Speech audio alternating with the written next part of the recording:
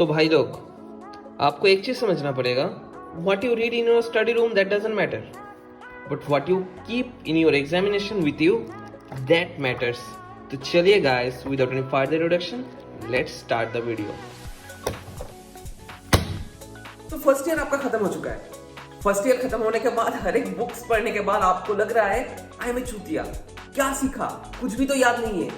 तो ये सिर्फ आपके साथ नहीं हो रहा है, हमारा university I mean West Bengal university of health sciences के अंडर जो भी स्टूडेंट्स पढ़ रहे हैं एंड फर्स्ट प्रॉप की प्रिपरेशन कर रहे हैं, सभी का ये हो रहा है इस टाइम पे। एंड हमारे टाइम पे भी सेम ही हुआ था। मुझे ये अभी भी याद है, पिछले साल जब मैं एग्जाम देने गया था फर्स्ट पेपर एनाटॉमी पेपर 1, तो उससे पहले रात को, मतलब रात नहीं, सुबह 5 AM तक पढ़ रहा था।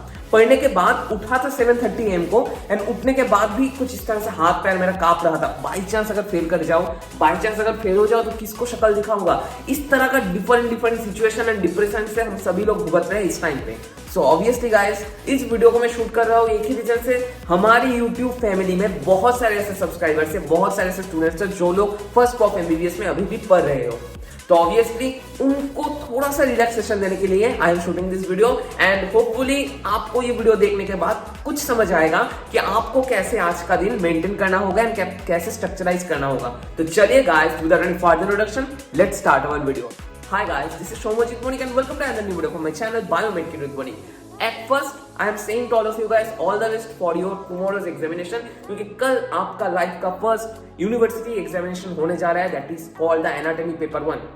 तो ऑब्वियसली इस टाइम पे आपको लगेगा एनाटॉमी तो इतना कुछ पढ़ा था, इतना कुछ पढ़ा था, कुछ भी याद नहीं है, सब भुला टाइम है। एंड आपको ये भी लग रहा है आज मैं एनाटॉमी पेपर 1 कर रहा हूँ, कल कैसे पेपर 2 करूंगा, उसके बाद बायोकेमिस्ट्री कैसे याद रखूंगा, उसके बाद फिजियोलॉजी कैसे करूंगा, etcetera etcetera etcetera different things आपका दिमाग को हौच-पौच कर रहा है। लेकिन भाई लोग, समझदारी से काम लेने का इस टाइम पे आप लोगों को ये चीज लगेगा कि मैंने कुछ नहीं पढ़ा है, लेकिन आप लोग एक सिम्टम जानते हो कि जितना आप लोग पढ़ोगे, जितना अच्छे से आप लोग पढ़ोगे, उतना जल्दी आप लोग उस चीज को भूल जाओगे। इसका मतलब क्या है, जितना बार आप लोग पढ़ोगे उतना आपको लगेगा हाँ ये वाला पॉइंट याद नहीं है, ये वाला पॉइंट याद नहीं है, ये वाला पॉइंट याद नहीं है। लेकिन उसका मतलब ये नहीं कि आप लोग भूल जा रहे हो। जब एग्जामिनेशन हॉल में घंटी बजेगा, जब एग्जामिनेशन हॉल में पेन पेपर हाथ में आएगा, तो ऑब्वियसली आप लोग सब कुछ लिख सकते हो। एंड कुछ सजेशन एंड टिप्स जो मैं यहाँ पर देने जा रहा हूँ, वो चीज को गौर से फॉलो करना। फर्स्ट जो पॉइंट मैं आप सभी लोगों को शेयर करना चाहता हूँ, दैट इज जो क्वेश्चन फर्स्ट आप लोग जानते हो वही सॉल्व करना। क्योंकि आप में से बहुत सारे स्टूडेंट्स ऐसे होते हो, वो क्या करते हो, क्वेश्चन देखने के बाद एक मार्क कर लेना कि कौन कौन सा क्वेश्चन आपका होगा एंड कौन कौन सा क्वेश्चन आपसे नहीं होगा। फ्रेंड का असिस्टेंस लगेगा। देखो भाई, as a senior honest opinion दे रहा हूँ, जो क्वेश्चन आपका रेडी है 5 मार्क्स का, 4 मार्क्स का, 6 मार्क्स का, 2 मार्क्स का, वो चीज आगे लिख लो। लिखने के बाद सब दिमाग से स्ट्रेस रिलीव करो। उसके बाद सोचो कौन सा क्वेश्चन आपका नहीं हो रहा है। उसके बाद बाथरूम जा सकते हो, उसके बाद फ्रेंड के साथ हेल्प ले सकते हो, लेकिन इतना मत हेल्प ले लेना कि आपका पोजीशन ही चेंज हो जाए और जगह ही चेंज हो जाए। ठीक है, ये फर्स्ट पॉइंट जो आपको समझना होगा। फर्स्ट आप लोग जो इंपॉर्टेंट क्वेश्चन है, जो आप लोग अच्छे से टोटली कर सकते हो, टोटली 100% दे सकते हो, उसमें 100% दे दो। उसके बाद जिस क्वेश्चन में आपको हेल्प चाहिए उसका हेल्प लो। First point.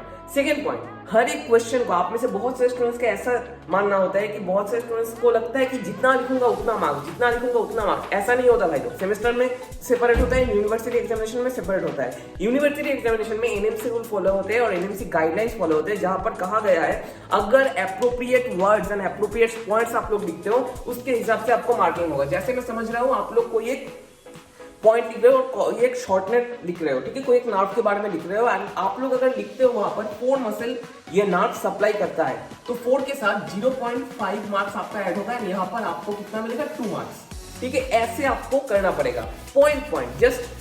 आई थिंक मैं समझ रहा हूँ, आपका कोई एक शॉर्ट नोट आया आर्टरीज, तो आर्टरीज को आप लोगों को कैसे लिखना पड़ेगा। फर्स्ट आप लोगों को लिखना होगा कोर्स छोटा करके, उतना ज्यादा नहीं, जस्ट एरो करके, ये एरो, ये एरो, ये एरो, ये 4-5 लाइन के अंदर आपको खत्म करना होगा। फर्स्ट पॉइंट, ठीक है, ये हो गया ए। बी में आपको क्या लिखना पड़ेगा, सप्लाई, किस किस पोर्शन को और किस किस सेगमेंट को सप्लाई करता है, और वेनस ड्रेनेज किस किस पोर्शन में होता है। तो ऑब्वियसली वहां पर भी ये एरो देकर आपको लिखना पड़ेगा। 3 नंबर चीज जो आपको समझना पड़ेगा, कौन कौन से मसल के ऊपर से जाता है, कौन कौन सा मसल्स को सप्लाई करता है, कौन एरिया को सप्लाई करता है, एंड फीचर्स। ठीक है, फीचर्स ये पॉइंट आपको ऐड करना होगा। फीचर्स में आपको इस तरह से पॉइंटिंग करना पड़ेगा, सिर्फ इस तरह से। एंड जो डी नंबर पॉइंट आपको क्लिनिकल एस्पेक्ट, ठीक है, मतलब कोई एक आर्टरी और कोई एक नर्व है, तो ऑब्वियसली आपको मीडियन नर्व, आप लोग समझो मीडियन नर्व के बारे में एक शॉर्ट नोट आया है। तो आपको क्लिनिकल क्या लिखना पड़ेगा, carpal tunnel syndrome. Carpal tunnel syndrome क्यों होता है, कार्पल टनल सिंड्रोम में मीडियन नर्व के जो कंप्रेशन होता है उससे कौन कौन सा मसल इंज्यूर होते हैं, ठीक है। तो ऑब्वियसली ये 4 पॉइंट्स के अंदर आपको आसानी से लिखना पड़ेगा। ऐसा नहीं कि मीडियन नर्व का कोर्स बहुत बड़ा करके लिख दिया लेकिन यहाँ पर कुछ फीचर्स नहीं लिखा, क्लिनिकल नहीं लिखा। तो ऑब्वियसली यहाँ पर जो मैंने कहा 4 पॉइंट्स 4x2, तो ऑब्वियसली आपका 8 मार्क्स यहाँ पर चला ही आता है। कुछ इस तरह से आपको अरेंज करना पड़ेगा एंटायर पेपर को, ठीक है। एंड जितना छोटा हो सके उतना छोटा लिखो, ऐसा नहीं कि पूरा चीज एकदम डिटेल्स में लिखना पड़ेगा, छोटा लिखो ऐसे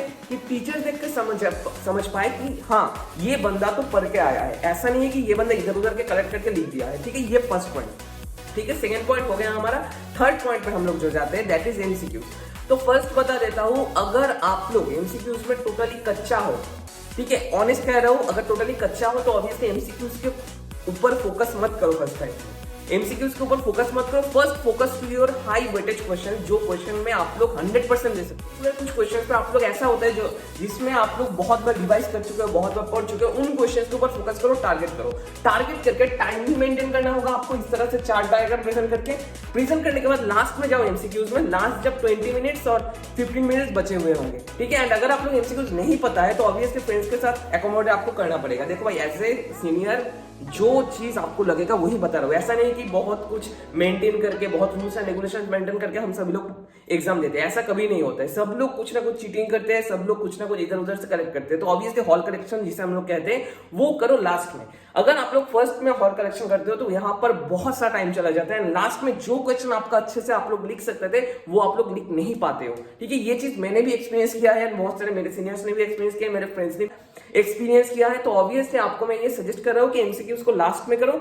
एंड ऑब्वियसली गाइस, जो एमसीक्यूज आप लोग को नहीं पता है वो इधर उधर से हॉल कलेक्शन करो, लेकिन लास्ट में करो। फर्स्ट में अगर करोगे तो टाइम वेस्ट हो जाएगा, ठीक है। 4 नंबर 2 इंपॉर्टेंट पॉइंट, जो बाथरूम जाना हो गया, ये जाना हो गया, वो जाना हो गया, सब कुछ करो, कर सकते हो, लेकिन 1 से 1.5 घंटा के बाद, क्योंकि 1 से 1.5 घंटा के अंदर you have to habituate, you have to accommodate in that particular environment, क्योंकि आपको उस पर्टिकुलर एनवायरनमेंट में एकोमोडेट करना पड़ेगा कि हाँ today is my exam and exam के टाइम पे मैं इतना सारा क्वेश्चन सॉल्व करके उसके बाद ही बाथरूम जाऊंगा। क्योंकि अगर आप लोग बाथरूम जाते हो तो ऑब्वियसली जो क्वेश्चन आपका ऑलरेडी दिमाग में चल रहा है और जिस क्वेश्चन में आपका 100% आप लोगों ने दे दिया और जिस क्वेश्चन में आप लोग 100% रेडी कर चुके थे, वो क्वेश्चन भी आपका दिमाग से चला जाएगा ड्यू टू कंसंट्रेशन ब्रेक। तो ऑब्वियसली ये 4 नंबर पॉइंट आपको समझना पड़ेगा, जो आपको जानना बहुत जरूरी है, ठीक है। बहुत सारे स्टूडेंट्स को अब लग रहा है कि कुछ नहीं याद है भैया, क्या करें, कैसे पढ़े एंड सजेशन क्या है आपका। तो ऑब्वियसली मैं बताऊंगा, आई थिंक आप सभी लोग समझ चुके हो at last of the first year कि 10 years is the basic principle of everything.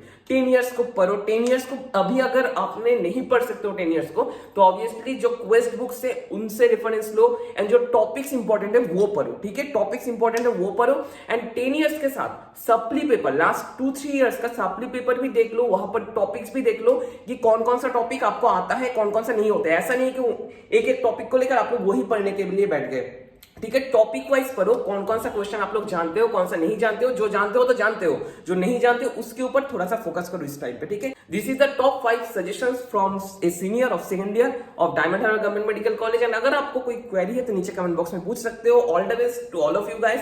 And last but not the least, जो मोस्ट इंपॉर्टेंट थिंग है, डायग्राम। अगर आप लोग ऐसा सोचते हो कि हाँ भैया मैंने तो डायग्राम नहीं ड्रॉ कर सकते हो, डायग्राम कैसे ड्रॉ करूं, ये करूं वो करूं, तो ऑब्वियसली गाइस सिंपल सा डायग्राम अगर आप लोग हार्ट इस तरह से भी ड्रॉ कर देते हो एग्जाम में तो भी चल जाएगा, ठीक है, तो भी चल जाएगा। ऐसा नहीं कि आपको लियोनार्डो दा विंची बनना पड़ेगा। आप अगर डायग्राम जितना आसानी से हो सके उतना सॉल्व करो एंड ऑब्वियसली यहाँ पर मार्किंग करके देना। ऐसा मत कि मार्किंग नहीं कर रहे हो। एंड ऑब्वियसली और एक चीज जो आपको समझना पड़ेगा, आप में से बहुत सारे स्टूडेंट्स का क्वेश्चन होता है कि भैया कलर पेंसिल से ही ड्रॉ करना पड़ेगा। तो ऑब्वियसली भाई पेन से भी ड्रॉ कर सकते हो, पेंसिल से भी ड्रॉ कर सकते हो, क्योंकि एग्जामिनेशन टाइम में उतना दिमाग में नहीं रहेगा कि ये कलर पेंसिल वो है, वो ये है, एक्सेट्रा। तो ऑब्वियसली जितना हो सके पिक्चर डालना। पिक्चर डालने में के बाद अगर आप लोग वो क्वेश्चन में कुछ भी नहीं लिख सकते हो तो ऑब्वियसली वहां पर लगभग आपका 30 to 40% मार्क्स आपको मिल जाता है। एंड मैं समझ रहा हूँ ब्रेस्ट कैंसर और ब्रेस्ट का जो लिम्फेटिक्स है वो इंपॉर्टेंट है, तो आपको सिर्फ डायग्राम एक ड्रॉ करना होगा।